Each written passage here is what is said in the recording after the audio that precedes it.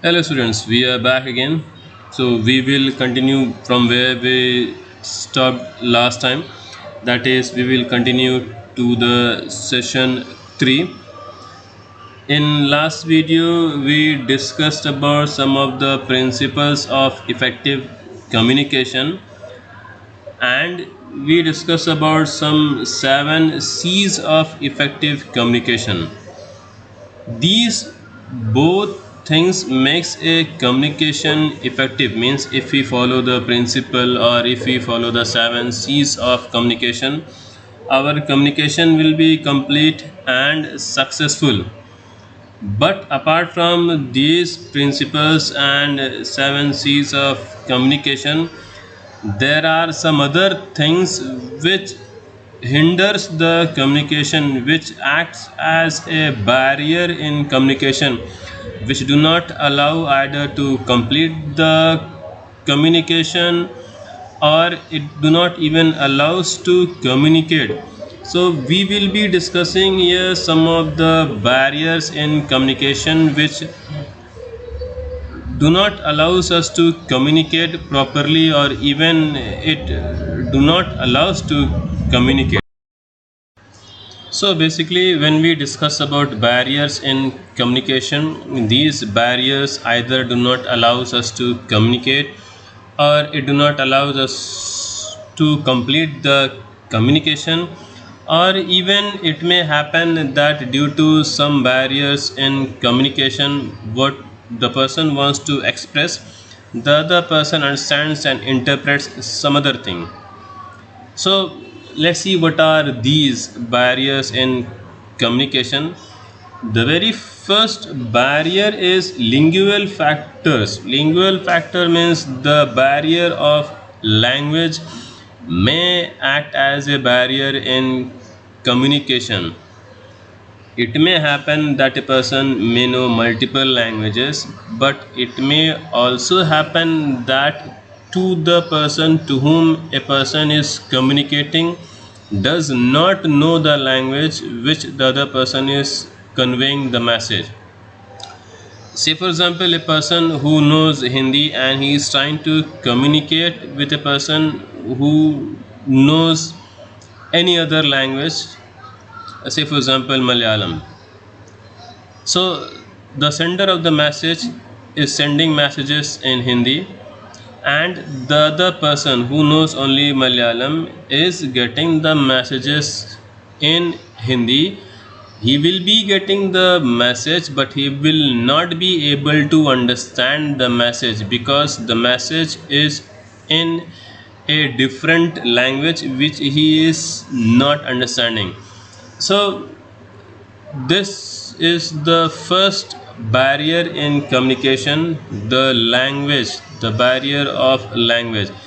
So the next barrier which we can say is the environmental factor, that is physical distractions are also there which may act as a barrier in communication.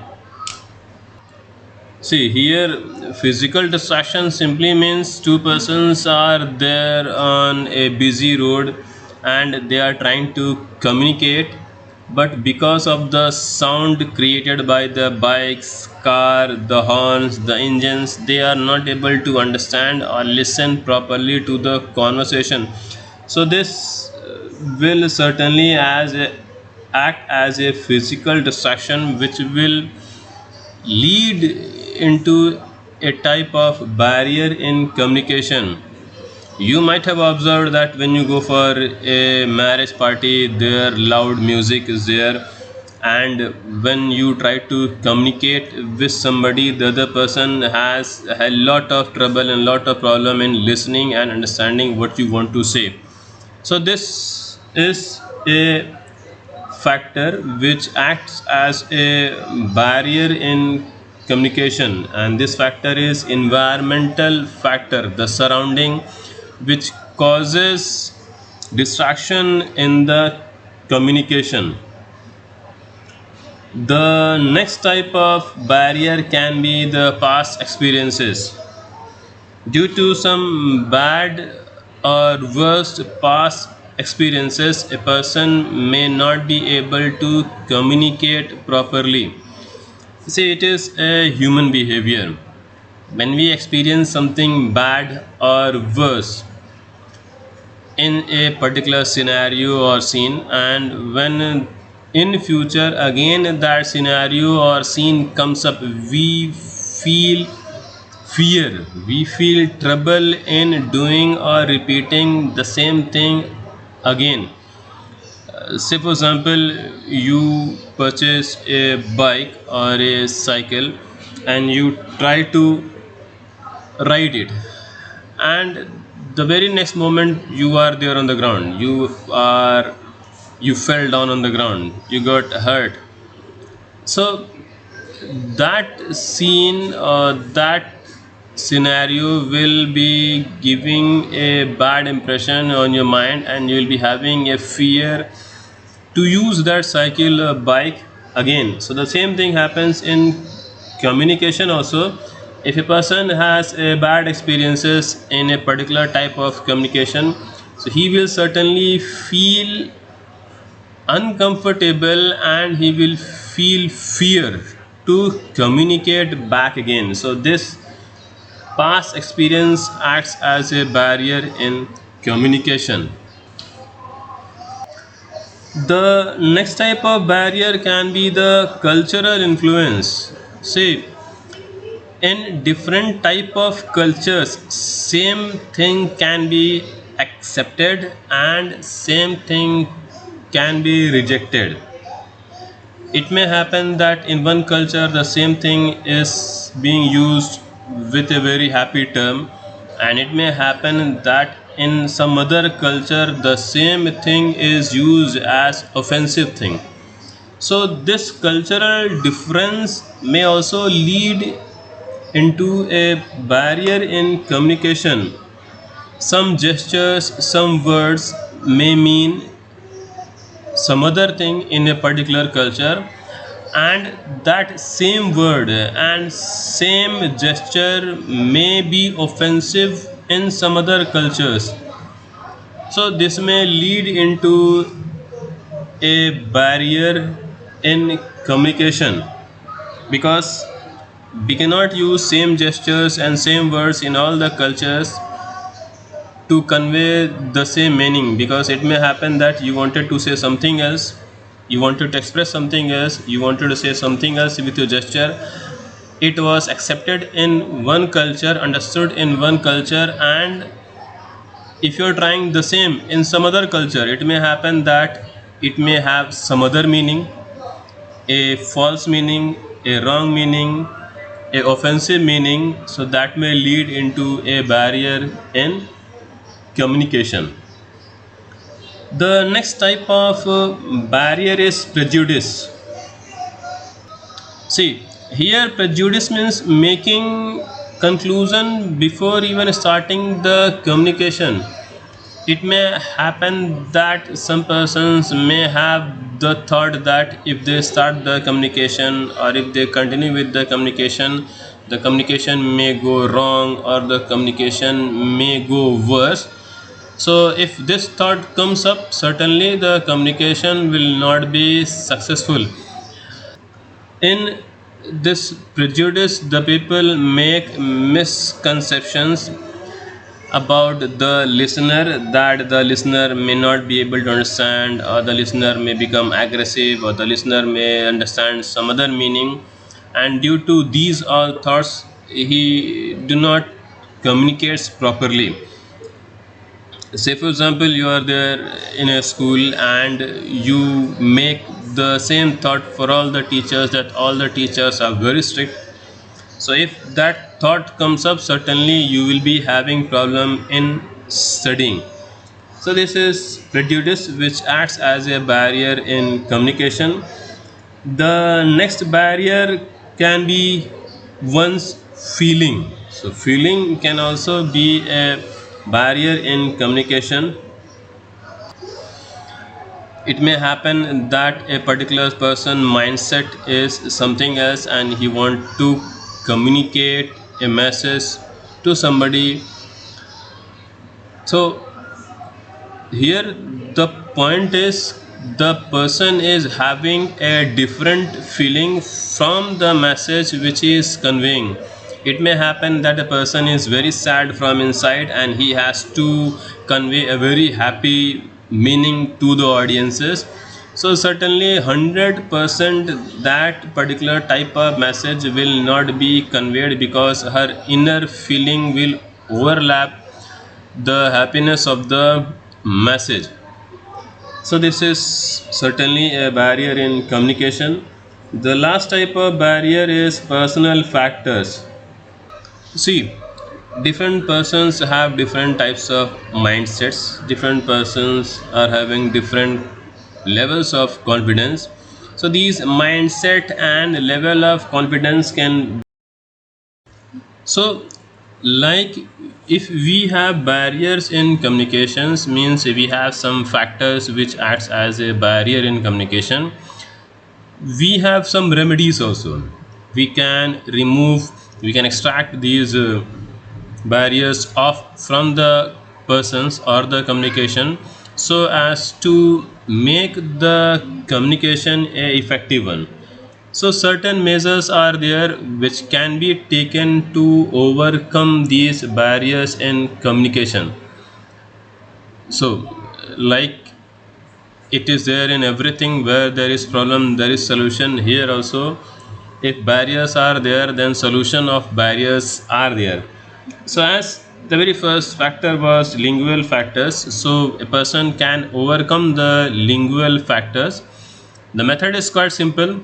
Before starting with the communication, the person has to know his audiences, about the language, which language the audiences know or understand, and the sender of the message should learn that language and communicate in the language which the audiences are able to understand easily. So this is the first simple step.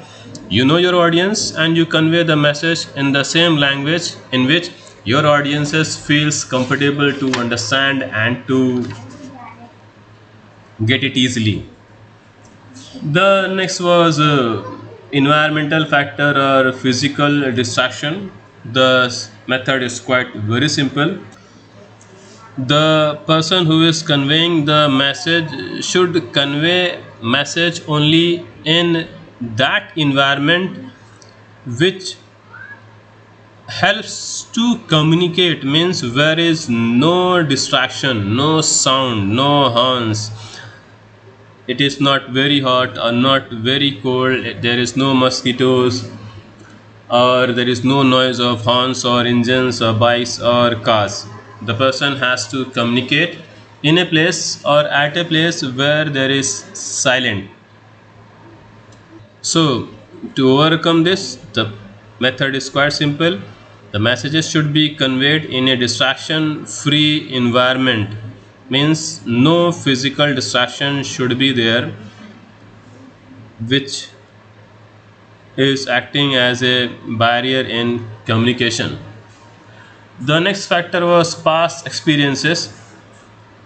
So method here is also quite simple. The person has to overcome himself. He has to let go the fear of failure in communication. Here the sender of the message should communicate with the receiver through words like encouragement, through words like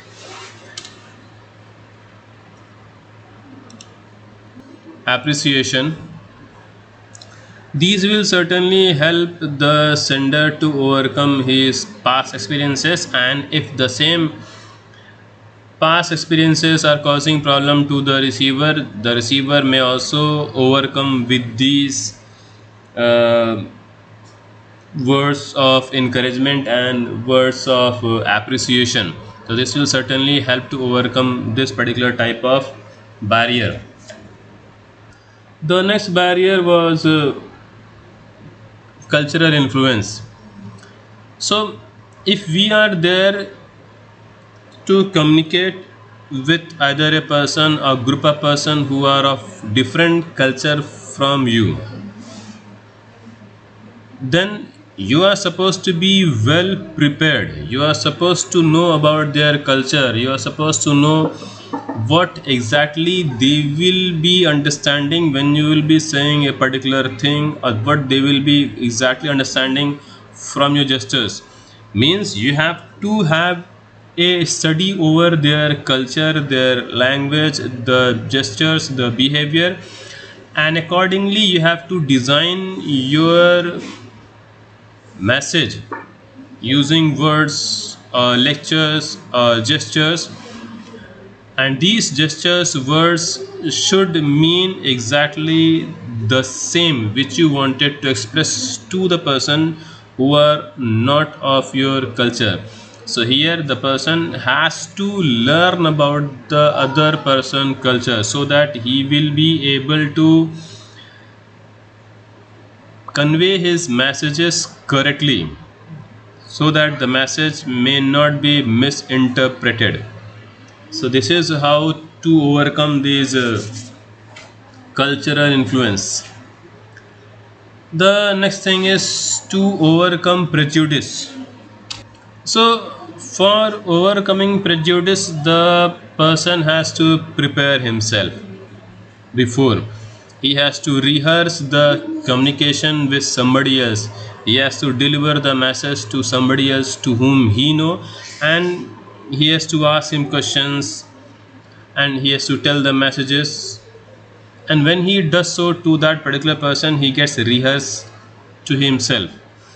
He prepare himself to communicate the same message to a group of person to he might not know. So to overcome prejudice, homework is required. Means the person has to revise his communication. The person has to animate his communication one time before to somebody else to whom he knows, so that he may be friendly with the communication, he may be friendly with the audiences when he comes in real. So this is how to overcome the prejudice. And the last is to overcome feelings and personal factors.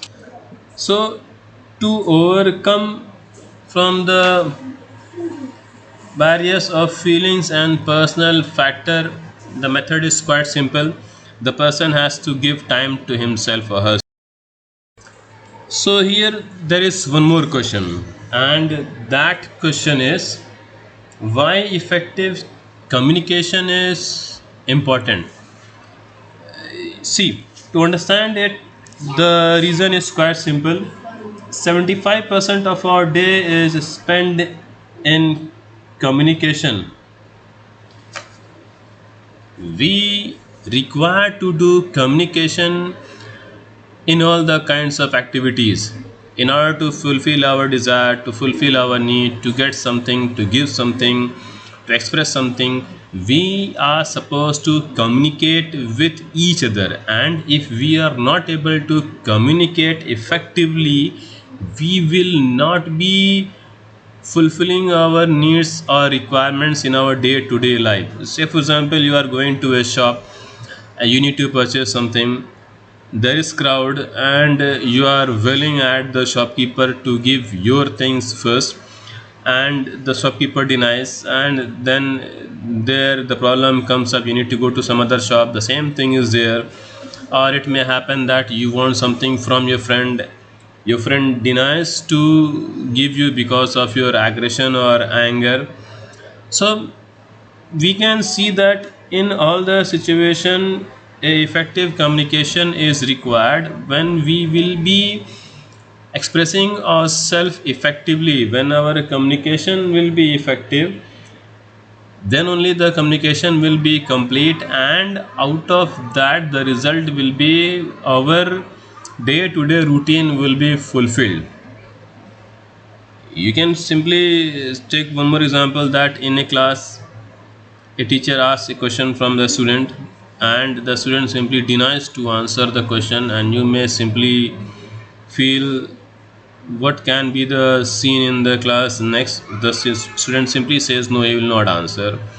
You may just get the idea how the situation will be there in the class. It may go worst or bad.